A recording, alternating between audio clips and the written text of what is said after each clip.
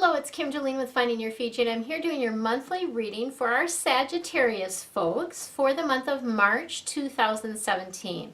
So we are going to have a regular theme of the month as I've been doing the last several months. We will also get some information from our angel deck, and then we're going to be focusing on our finances for the month of March. I've been guided around that, and I don't know if that has to do with the luck of the Irish, St. Patrick's Day, I don't know, but we're focusing on the financial piece of things. And then I've got another video following this one that will give you quick Feng Shui tips for the most important area of your home or your space. So that will be really fun, so make sure to stay tuned after this video for the Feng Shui tips. So let's go ahead and get started. We have the Ace of Water coming in. Water cards are all about the depth of emotion, and this card is about falling in love, or if you were already in a relationship, the resurgence of that relationship, right? So deepening. If you think of water, it's about the deepening of the relationship. So fun. That's a fun thing to have for the month of March, right? The other piece of this is that your intuition is getting stronger. So you will find just the way things are shifting also in the environment and energetically that the veil is a lot thinner than it's ever been before, which allows you to access a stronger connection to your intuition, if you will. So that's a beautiful thing. And here's another biggie for you guys. For some of you, it means a new home. So that new home can be a new physical home where you're actually moving into a new space. It might mean a new home for your career, a new home for your heart, a new home for your passion, whatever it is that you're passionate about. So all kinds of juicy fun things can come up around that. So I love that for you guys. Let's see what else we've got going here for you.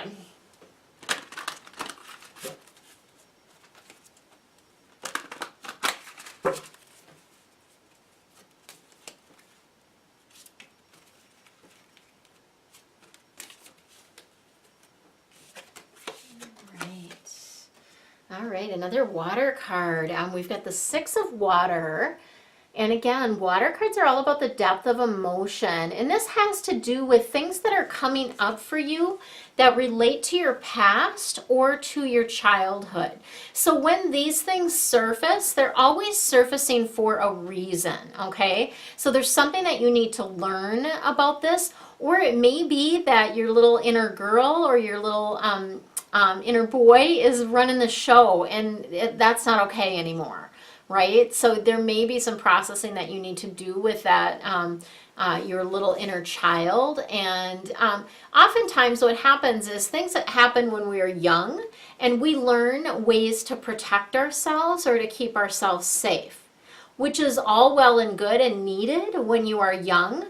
But as you grow into adulthood and when you are where you are now, it doesn't serve you anymore. Like you have better tools and different ways of handling that.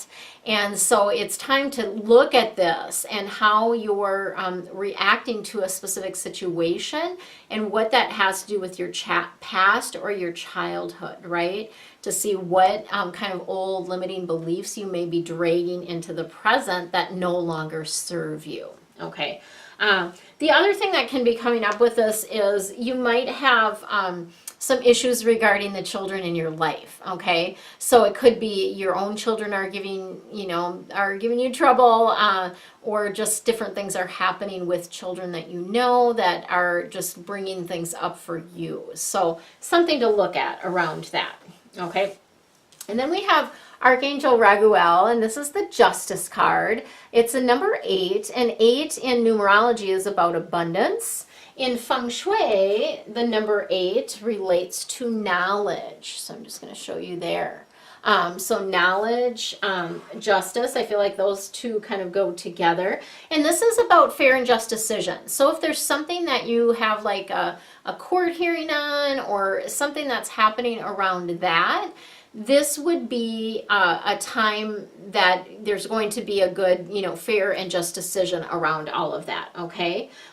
So part of what this involves for you is standing up for what you know is right, standing up for what you believe is right. And so just remember in all of this that you've got sort of this, you have Archangel Raguel kind of backing you up on this, okay? So it's the time to stand up and step forward around your beliefs. Okay, and then we have the Knight of Air. The Air cards are all about the intellect, kind of what's going on upstairs. This is a duality card, so on the one hand about a person, on the other hand about a circumstance or experience. The air people do tend to be thinkers. They do think things through. This particular Knight of Air is just like can work till the cows come home, if you will. Just tireless, right? Very decisive. Air people tend to be very decisive and smart. If you think about kind of the intellect, they do tend to be smart people as well. Sometimes the air people can be really not realistic, more idealistic than realistic. So yeah, they may be someone that just sees the glass half full all the time instead of half empty, which is not a bad way to be either. So this person is going to be prominent in your life in March. The other side of this Knight of Air card is about things happening fast, okay? So things picking up speed, but there's going to be decisions that need to be made, and they don't want you to make them like without thinking. They want you to think them through and take your time with that decision. Even though you may need to make it quickly, they still want you to stop and take some time in making that decision, okay? Does that make sense to you? Hopefully it does.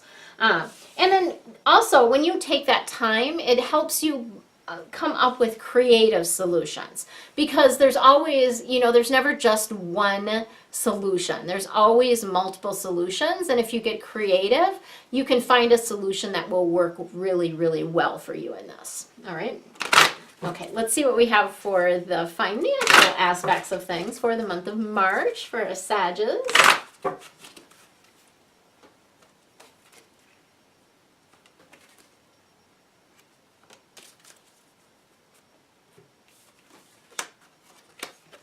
right. Metatron, yay! One of my favorite angels.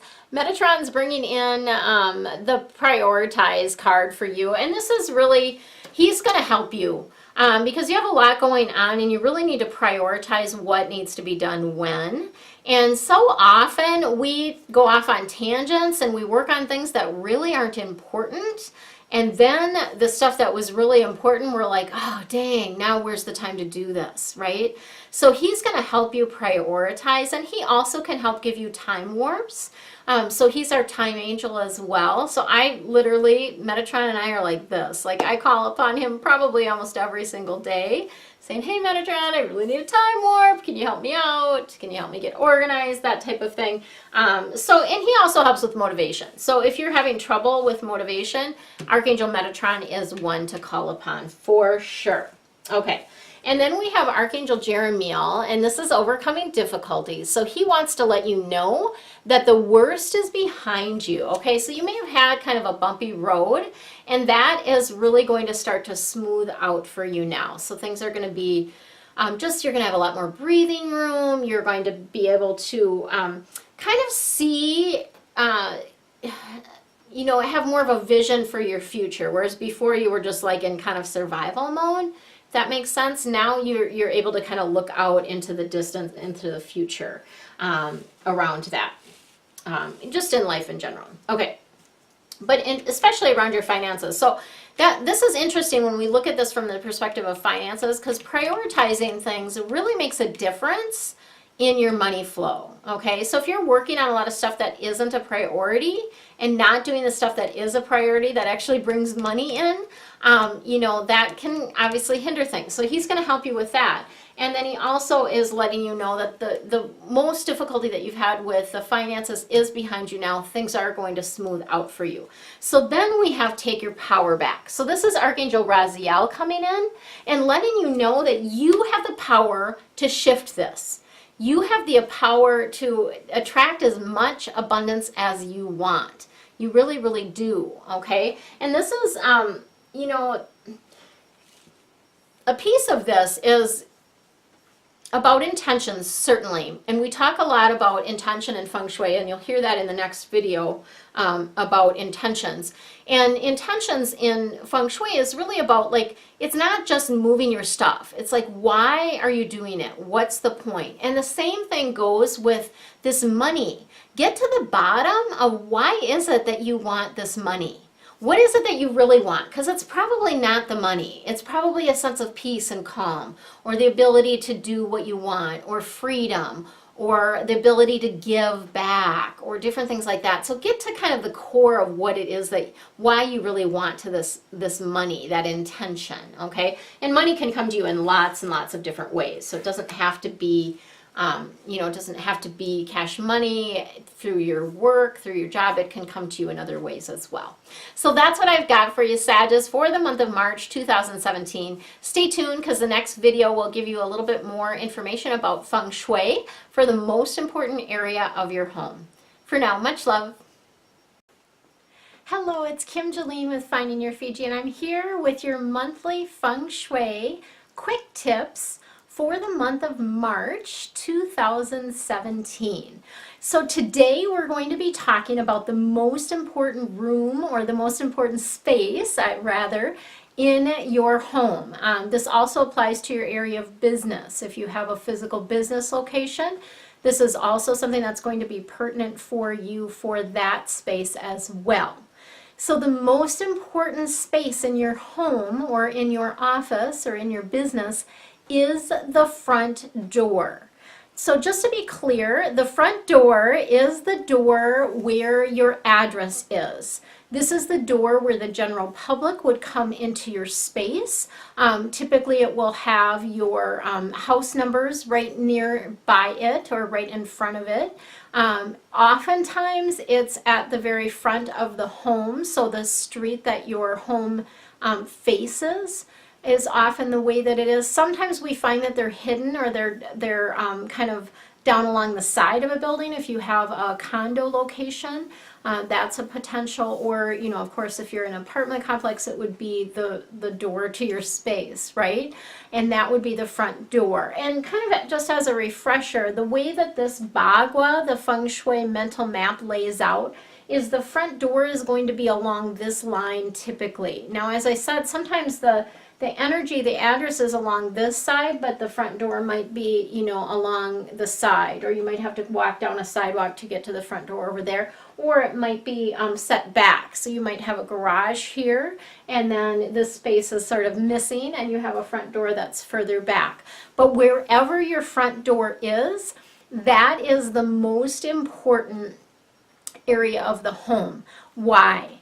Because that is where all the energy comes into your space. That's where all the opportunities find you. That is determines a lot of your luck or good energy in the space. We call this in Feng Shui the mouth of Qi, and Qi means energy. So it's the mouth of the energy. It's where the energy comes into the space.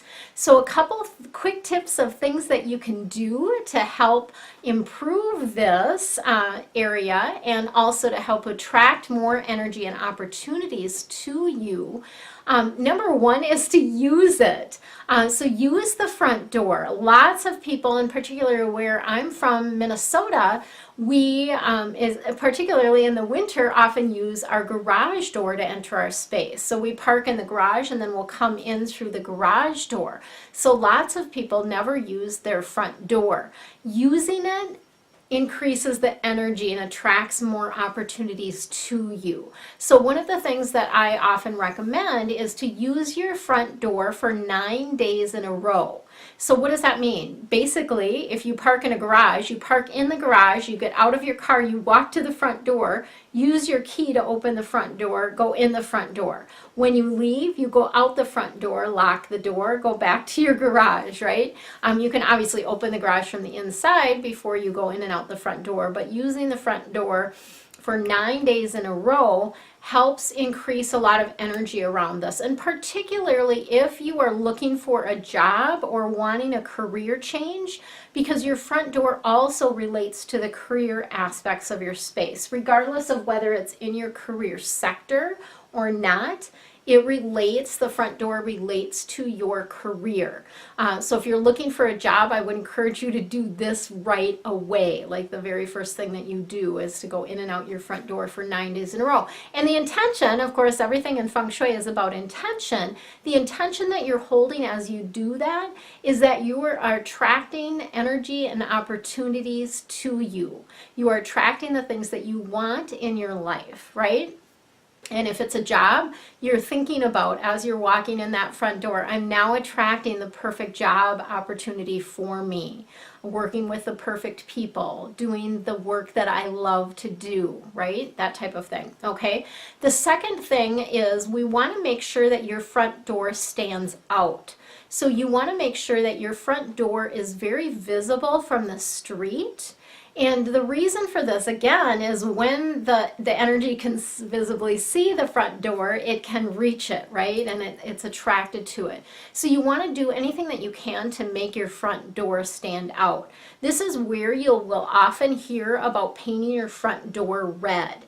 And red, the reason for red is because red is a lucky color. So that's the reason we often use red, because it is a lucky color. And it's something that will make the front door stand out. Now, if your home is red brick, you do not want to paint your front door red. You want to paint it a different color, a color that's different from the rest of the house. And this would be different than the shutters even on the home. Okay, so those are your quick Feng Shui tips for your front door for the month of March. If you're interested in learning more, I do provide deeper Feng Shui tips and, of course, deeper dive angel readings in my membership. Feel free to check that out below. For now, relax, have fun, and enjoy your month. Much love to you.